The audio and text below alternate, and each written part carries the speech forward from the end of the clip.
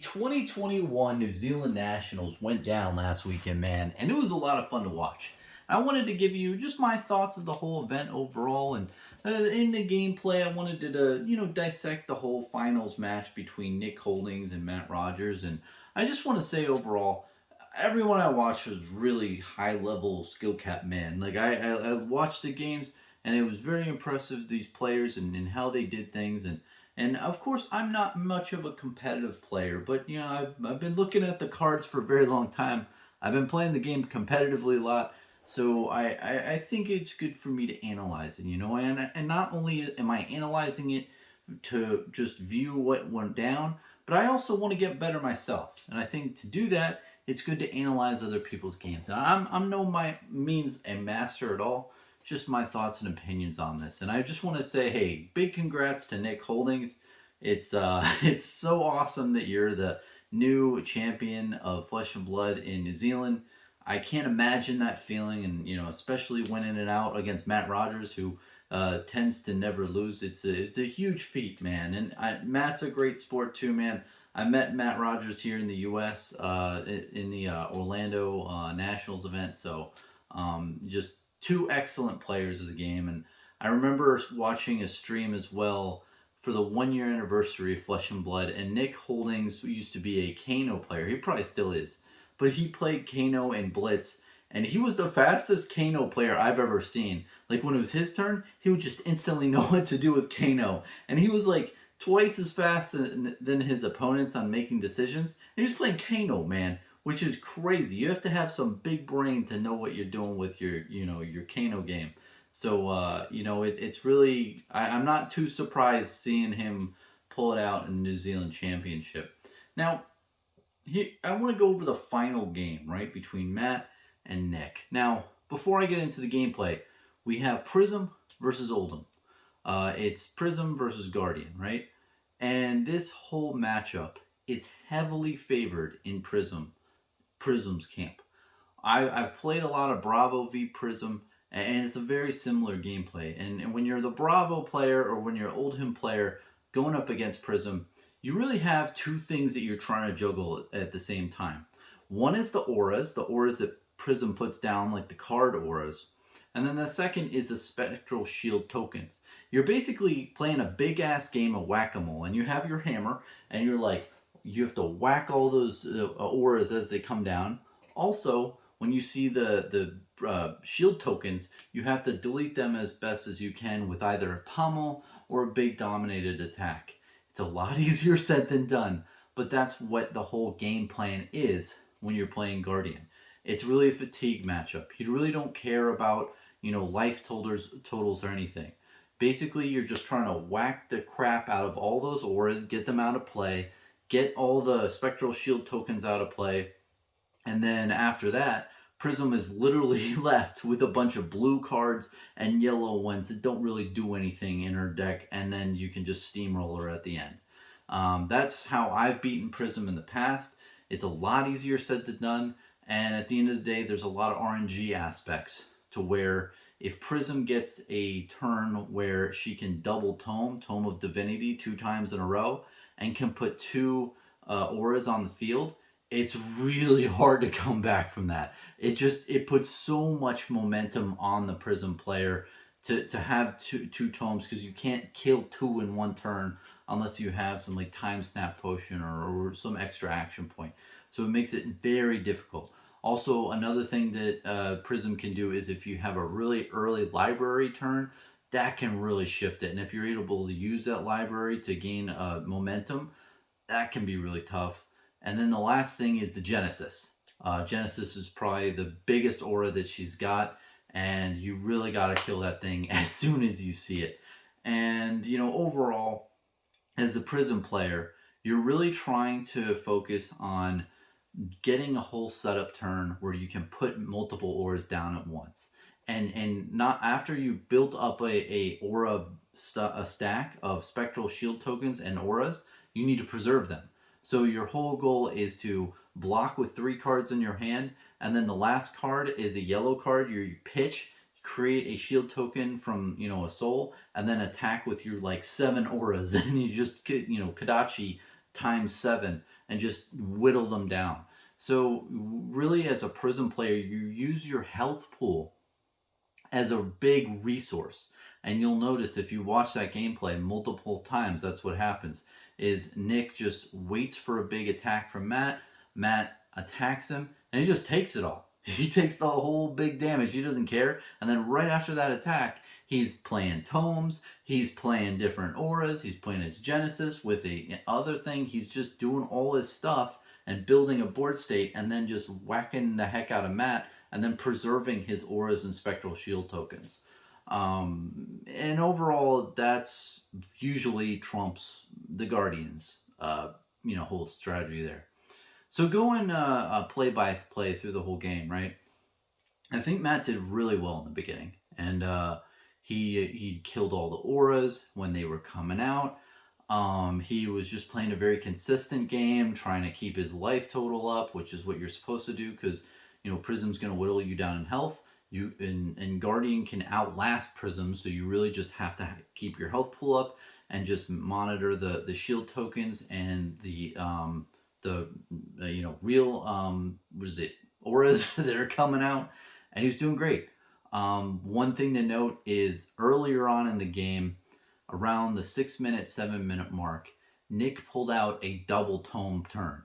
And that just gave him so much momentum. I mean, he was able to put a Genesis out and an Arclight Sentinel, which is one of the best combos that you can have to deal with. Because then Matt had to kill the Genesis one turn, kill the Arclight Sentinel on one turn, and then kill the Genesis on the second turn. And while you're killing those different auras that he puts out, when Matt's doing that, all along, Nick's just blocking when he can, if he even has to, but then he just attacks Matt back with all these different tokens, and it's rough.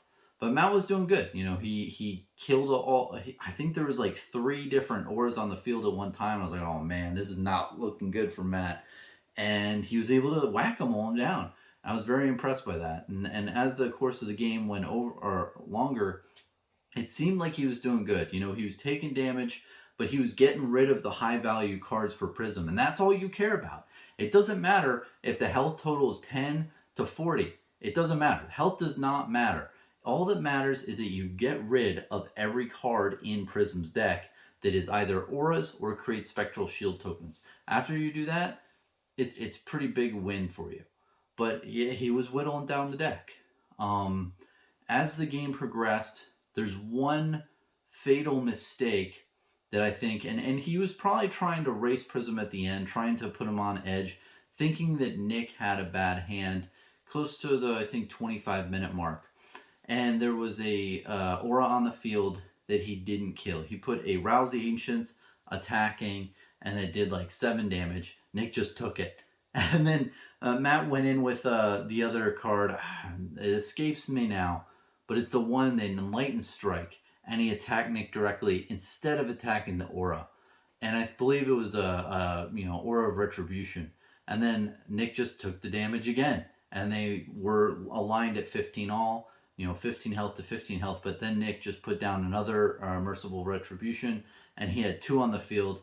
And then his auras are gonna hit for 3 each if they hit, and that really was just the downhill battle there. And I myself, man, I've played Guardian v Prism, and I've been in a situation where I missed attacking the aura, and then I just lost from that point on.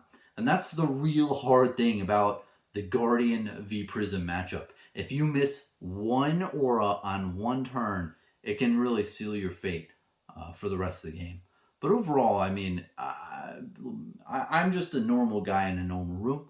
Mainly a collector. I don't mean to have any opinions on this, and I'd love to hear what Matt thought after the fact. He's a extremely smart guy, and so is Nick, and it would be really cool. I don't know if there's any video content out there of them dissecting the game and really understanding, but that's what I saw.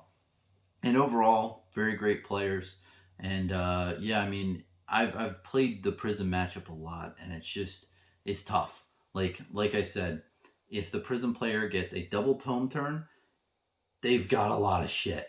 And not only did Nick get a double tome turn, but he got it with the Genesis and the Arclight Sentinel. That's like the pinnacle thing that you could get as Prism. I mean, it doesn't get much better than that. And then not only that, at the end, he was able to put down double Merciful Retribution, and that's a real killer, especially if you're attacking with a bunch of stuff. And yeah, man, it's quite a feat. And yeah, overall the finals game was really cool to watch and really cool to rewatch and really kind of dissect the gameplay and everything going on like that, because I played Oldhim and I still can't really wrap my brain around how to play him and what to do at certain times, especially with the Crown of Seeds. Matt was really utilizing that to the utmost way, and it just taught me a lot of how that gameplay is with Oldhim. It was really interesting to see that and how much he blocked with his shield and all that. Because I've been playing Oldhim a little bit, but I sucked really bad. I went back to Bravo, but all in all, great gameplay. And if I want to touch on one other point is I watched a couple other games before that, and I watched in the draft event where they were playing with draft decks. And I think the one thing I will note, and this is just for all of us players, is I think it's always important to remember what you're doing. How are you going to win the game? Ask yourself that. Are you going to deck them out? Are you going to kill them with life total? Are you going to do some sort of big, OTK strategy at the end and, beat them out in one turn? And I saw a couple I think I just saw one instance where a player was playing someone else and he had 10 cards left in his deck, or his deck was pretty big, and his opponent only had like 2 cards left and didn't block at a certain time and should have tried to keep his health total up, because if your opponent has like 2 or 3 cards left and you have a 10 card deck, you can literally just block them out if your health total is high enough and you're not going to take too much arcane damage. So when you're in situations like that, it's good to monitor. So you block instead of taking damage, then you can just block out and it doesn't matter. But that's just me trying to learn as well when I'm seeing different gameplay. And something to note too is you might say, "Oh, Bronson, I could have done so much better. I could have done this or that, and I could have been the New Zealand Championship, leader myself." But dude, one big impact when you're watching these games online and you're eating your Cheetos and you're drinking your beer, it's a lot easier for us to just willy-nilly say, "Oh, well, they should have just done that." But when you're in a room and this is like the 14th game you've played over a 2-day span, dude, it is a mind melt.